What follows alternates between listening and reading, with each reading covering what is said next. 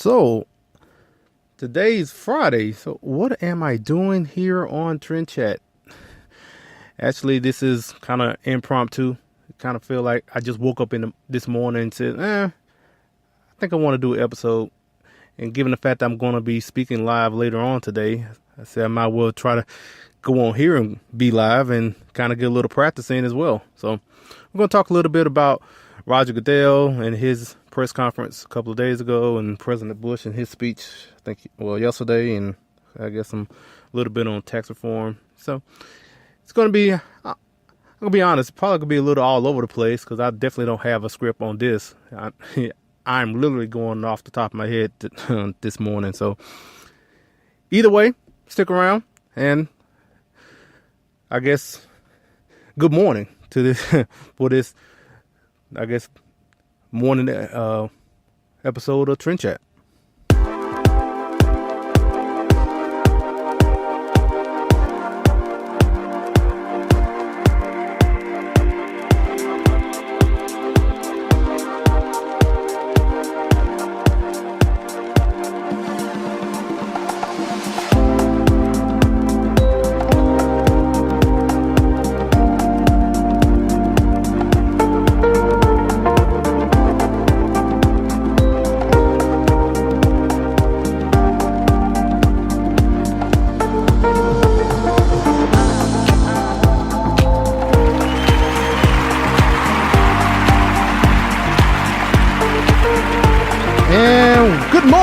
Good morning. This is Trend Chat. Well, given the fact that it could be any other time that you might be listening, but this is live this morning. So I just want to say good morning to everyone.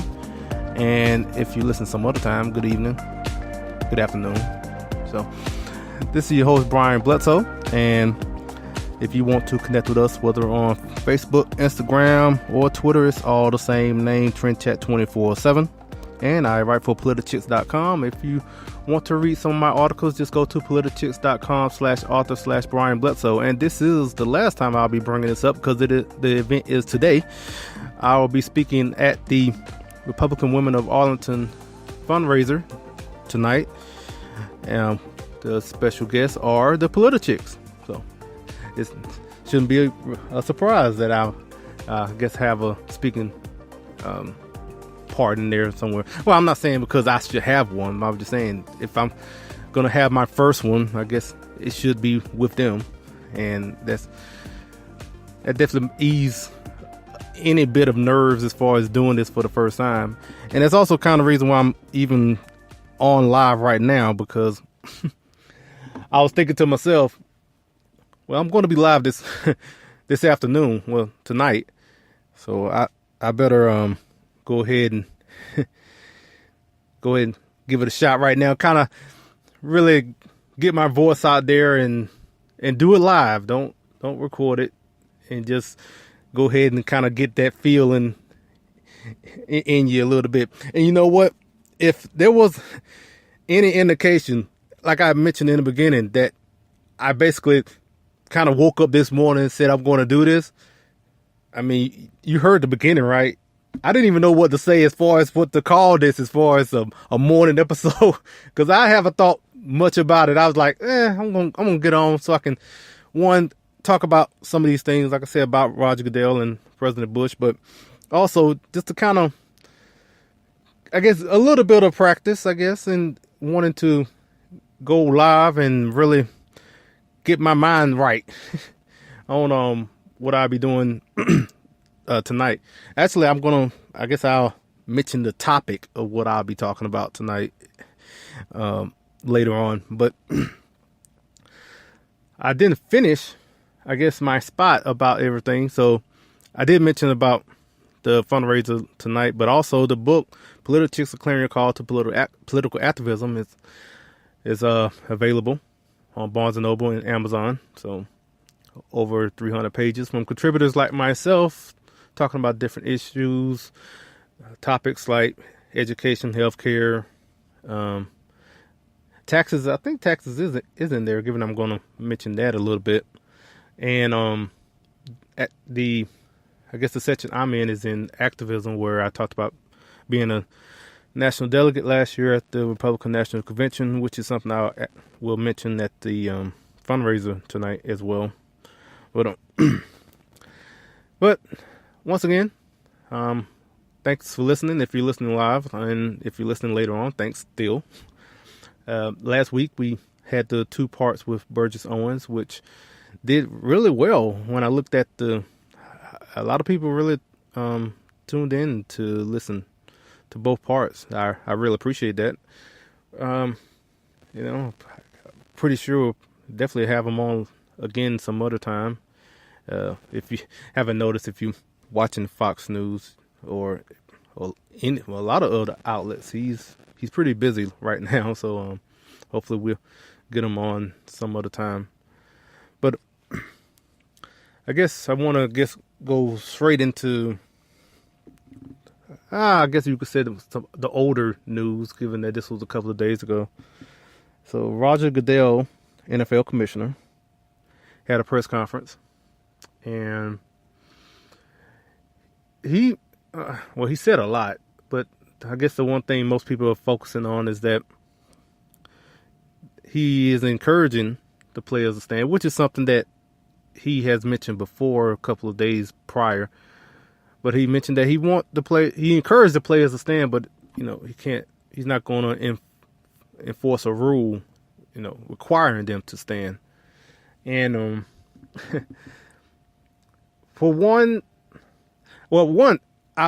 I think I mentioned this on Facebook on my page.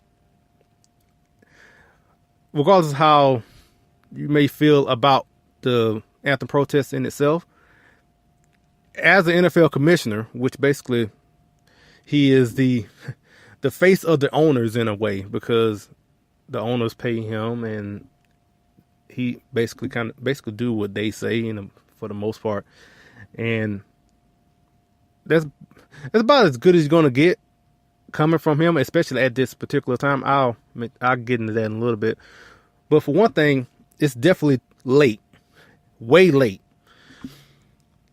I feel like he should have said all of this last year. This should have been his opening statement to these protests. He should have started there, but he didn't. And now, he's after a year has passed and more, and now he's coming out and making this statement. It's way too late. Well, I can't say too late, but it's really late.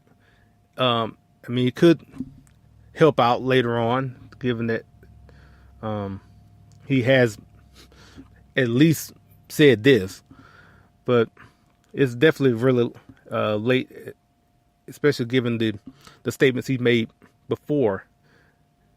But like I mentioned a minute ago, the fact that he made this statement saying that he's not going to enforce a rule. That's about the best he can do, because any rules as far as whatever that they want the players to do, whether it's the anthem or anything, has to be negotiated through the players union. And so if he came out and said he's going to enforce a rule, then he'll be, I guess you could say, probably violating the collective bargaining agreement. So in trying to keep the peace basically between the owners and the players union, he's at the most he can say is that he encouraged them to stand, but he can't enforce a rule. Because if he goes down that path of wanting to enforce a rule, that means he has to negotiate with the players union.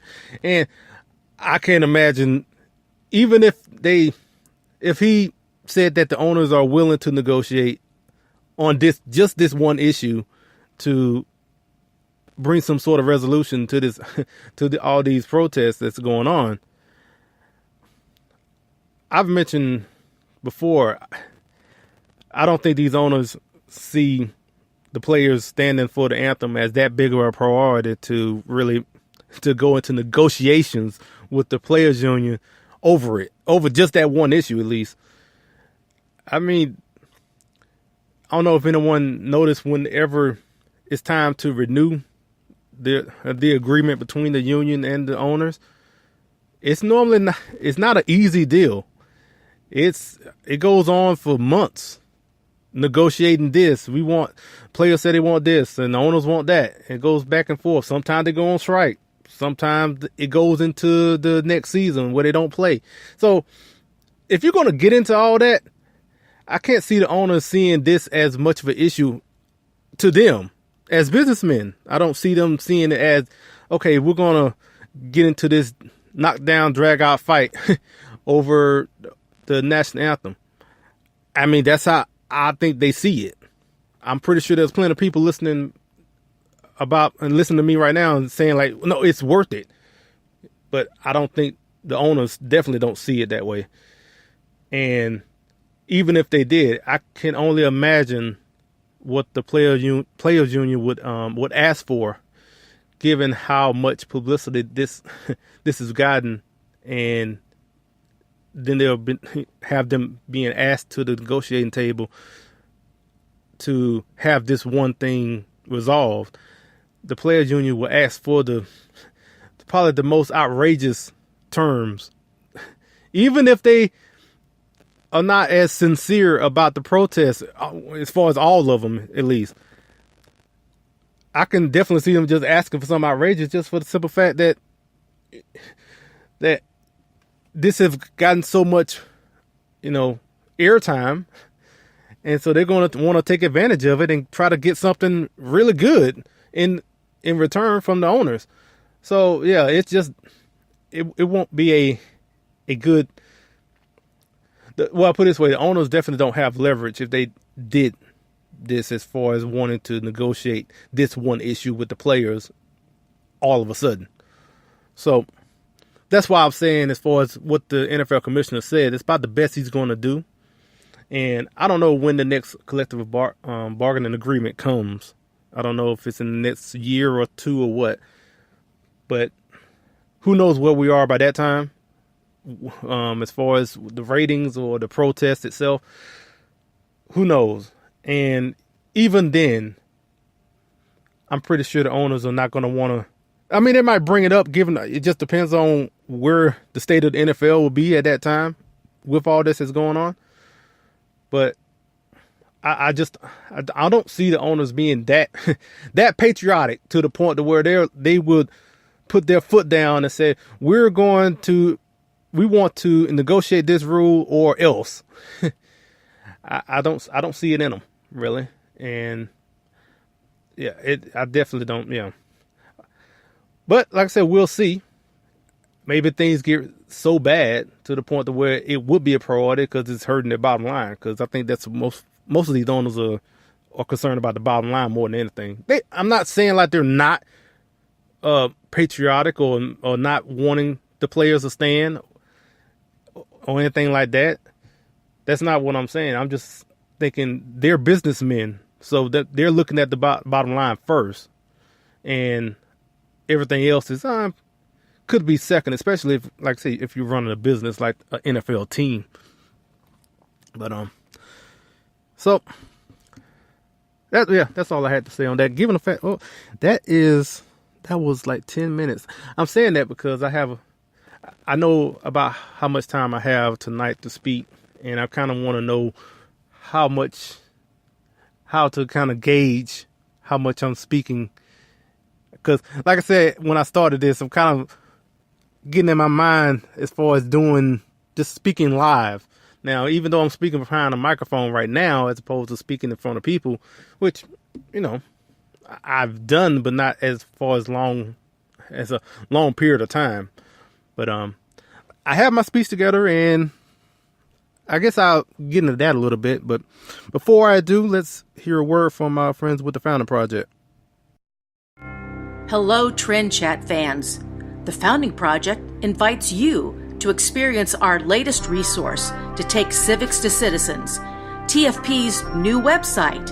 Visit us at www.thefoundingproject.com. Be a part of the civics movement with the Founding Project. The Founding Project is a 501c3 education nonprofit. Join us today. Also, when I woke up this morning, I was thinking about And this probably gonna be a short episode. Here I am looking at 15 minutes already. I did just one topic. Man, I am long-winded, but I guess I am. But I feel like I'm gonna probably talk about 15 minutes, and then I might do this is gonna be a real short episode. And talk about those 3 little issues, and then I'll be gone. Here we are. Here now it's 15 minutes, but I guess kind of get into not a lot, but one the topic. It said the topic, but the theme of the speech, I guess, the few minutes that I'll be speaking tonight is, well, one thing I've reached out to a couple of people as far as advice on public speaking, and we have any tips as far as what to do and whatnot. And I've heard from some people about what to do, kind of in this and that. But I got a chance to speak with Dr. Walter Williams a couple of weeks ago now. And I asked him, what advice do you have for someone that's doing the first speaking engagement? And he said, and I'm going to heed his advice tonight. He said, know what you're talking about. That's what he said. And I'm definitely going to do that, because what I'm going to talk about is a little bit basically about myself, but it's through the women that have, guided me and encouraged me, especially in the past couple of years since I've been politically active in far as being a delegate and just, everything, and being a Heritage Action Center and everything like that. So that's basically what my topic is going to be on. It's just talking about how the women in my life have basically shaped me to the point, to the man that you see that's going to be speaking tonight. So that's a long title. That's probably not what I'm going to say tonight, but that's basically what I'm going to talk about at the fundraiser. Again, so the Republican Women of Arlington is having their fundraiser tonight, and the Politichicks will be a special guest, and I don't know if there's any more seats left. I don't know as of now, but just want to put that out there in case anyone is in the DFW area and you want to come by, see the Politichicks. And I guess if you want to see me, I'm there too. You can get that information. It's on my Facebook page. It's also on the Trend Chat page as well. I will actually post that again after I finish the event. So now, I guess I just go straight into the other one, because the other topic about tax reform, because I'm not going to speak that much about it. I'm not an economist at all, but I saw the tax debate on CNN, which that was the most CNN I've watched in a long time.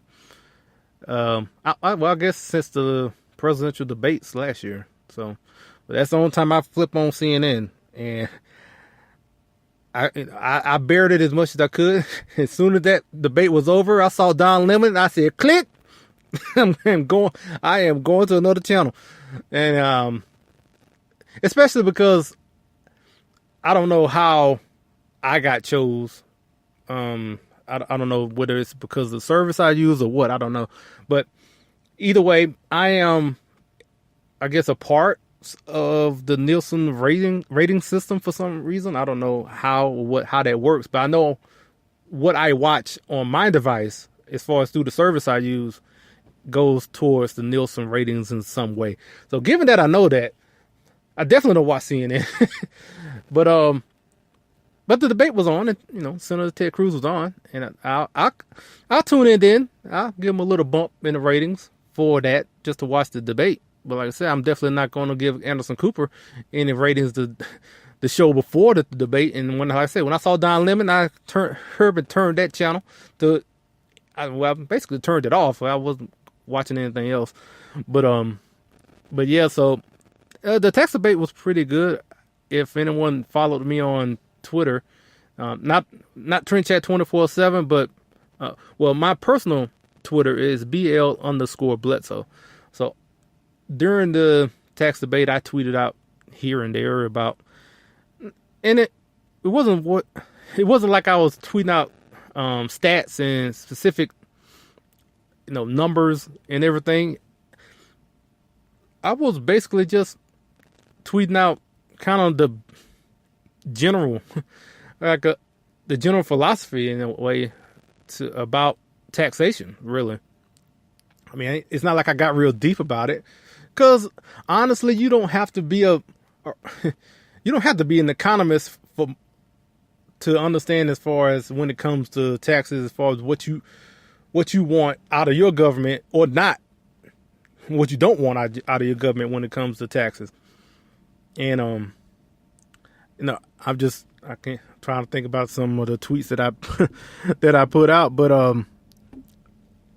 I know. Well, I noticed the day before the day after. Sorry, I put out a tweet real quick, just basically because I was just thinking about what they were talking about the night before, and just especially with Bernie Sanders just talking all about wanting to tax the rich, and it would the on and on droning as far as demonize, corporations, and kept bringing up the Koch brothers and everything. And also, Senator Cruz, he kept bringing up George Soros, which makes sense. I mean, if Bernie Sanders is going to talk about his boogeyman, as far as, oh, look at these rich donors that's supporting this tax reform bill or whatnot. And then, so Senator Cruz will bring up about like Tom Steyer and George Soros, which is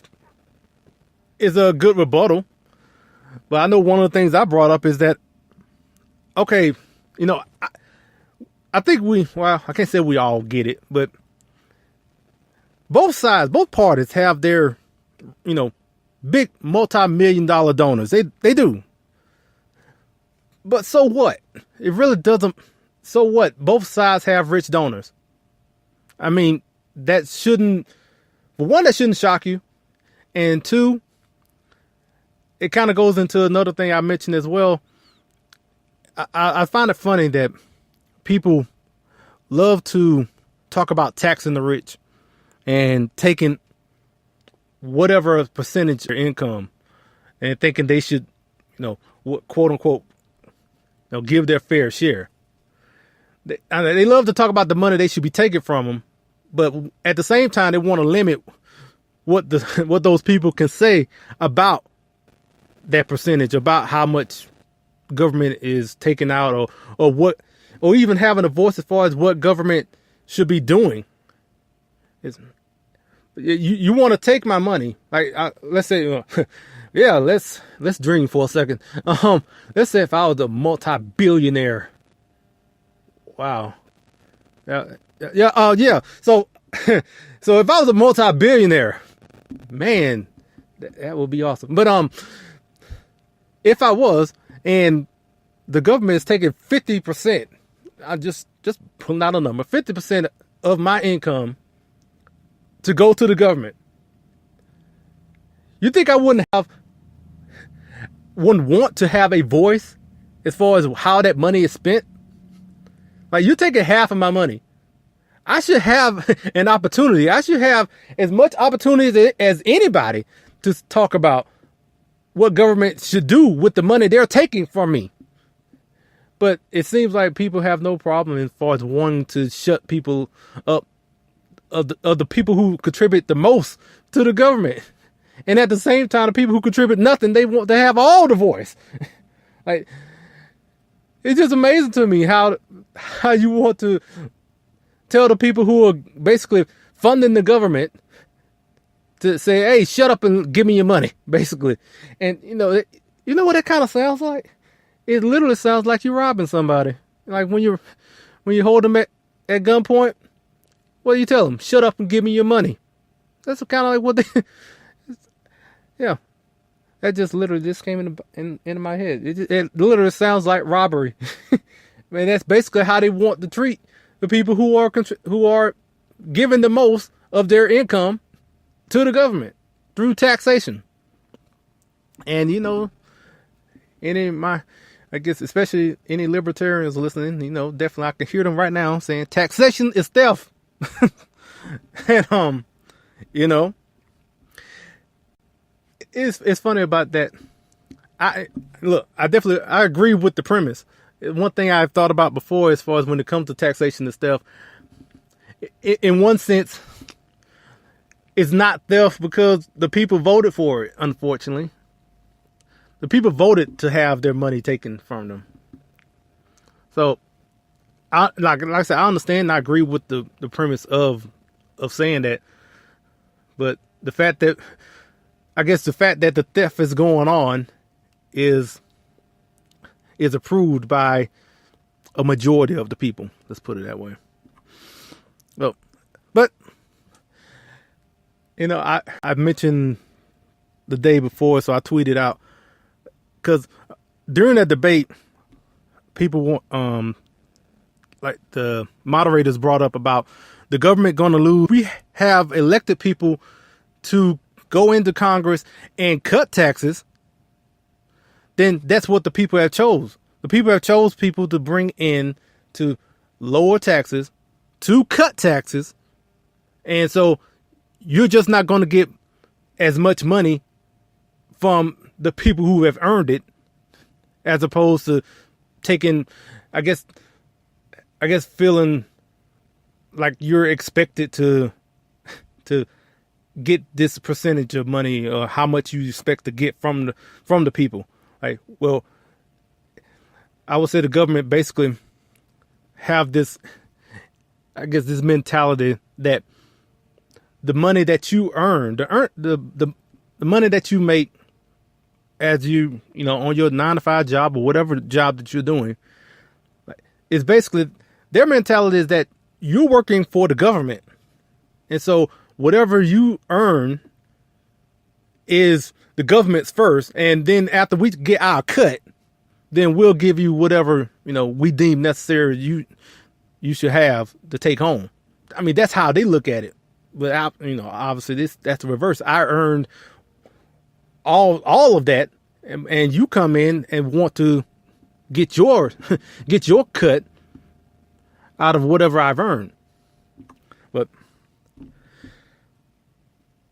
that's basically my my tax reform rant. But which once again has went longer than I ever thought was going to go. But like I said, I definitely appreciate everyone listening in. I'm not done. I'm just mentioning that now. But before we get to the next topic, which is about President Bush's speech yesterday, and I guess a couple of thoughts on that, get another word from our friends with the Founding Project.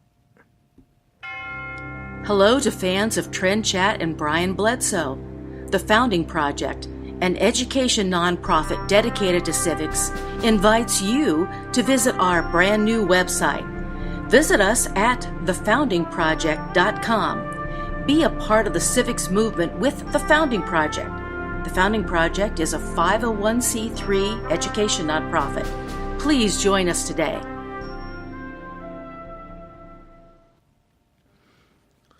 So, when President Obama came into office, President Bush made a declaration that he would not interfere or he won't criticize President Obama during his presidency. Which, great.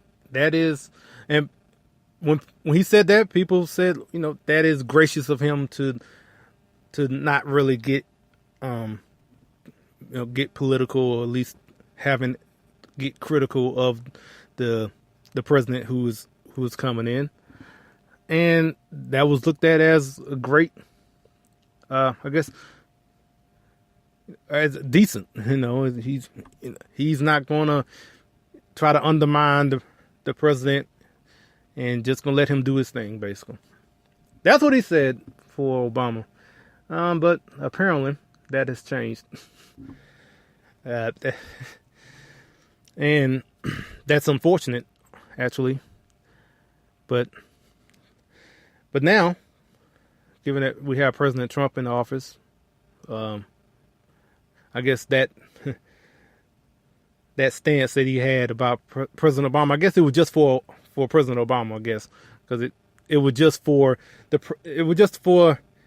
president that came right after him. I guess I don't know what his rationale as far as wanting to speak up now, but apparently that has changed because now he's going out getting more political in his speech, put it that way, because he had a speech yesterday where he didn't mention President Trump by name, but you maybe think he was probably kind of referencing done in the past 8 years that warranted a response, even a response of this, whether it's this bold declaration that President Bush made yesterday.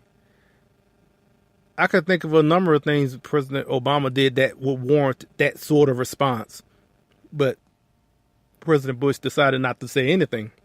But yet here we are within 1 year of President Trump, and that's actually really that's all I had on that. But because I didn't really see it as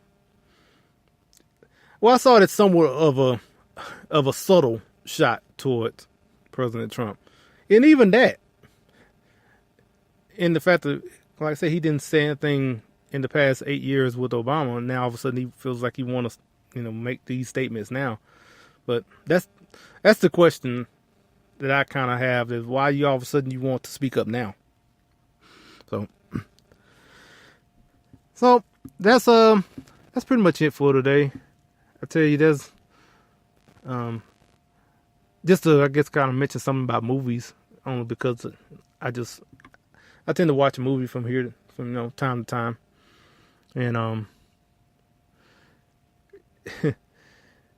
now either I'll maybe watch something like a comic book movie or maybe a thriller or something. But I'll tell you one thing. I don't know how much you probably go to movies, and this is not an ad or anything. If they want to sponsor me, that'd be great. But there is this service called Movie Pass, and it's great. And I've been using it, and yeah, like I said, hey, if they want to endorse me, I'll definitely be glad to do it because I'm already using it. But yeah, it's basically like you can sign up for like $9 and watch a movie a day, like 30 days, and you can watch a movie a day, and all for $10. I mean, it's crazy. And I was just thinking about that because I've been using it like that, and I didn't think it sounds too good to be true. Actually, I feel like it probably is too good to be true. I feel like this service is gonna end soon. I don't know. I don't know how the business, works behind the scenes as far as how do they make money or what, I don't know. But hey, for the time being, as long as it's still going, I'm going to keep using it. And like I said, this is not like an ad or anything. It's just kind of, I really like it because I can just watch whatever and it makes it a whole lot easier than spending what is it, like $10 a movie. So I guess that's it for today. I'm gonna go over my speech some more and kind of practice a little bit, get ready for tonight. Once again, we'll be speaking at the Republican Women of Arlington fundraiser, with the special guests being the Political Chicks, and be good to see them again today. And and Anne-Marie Morrell and Morgan Brittany will be there, and get a chance to catch up with them and give this speech. So I think it's going to be good, for one, because to have this speech done among so many people that have been supporting me definitely makes it a whole lot easier, because you basically among friends, and either Tuesday or Thursday. Obviously, I will put that out probably Sunday or Monday. So again, until next time, we will chat with you later.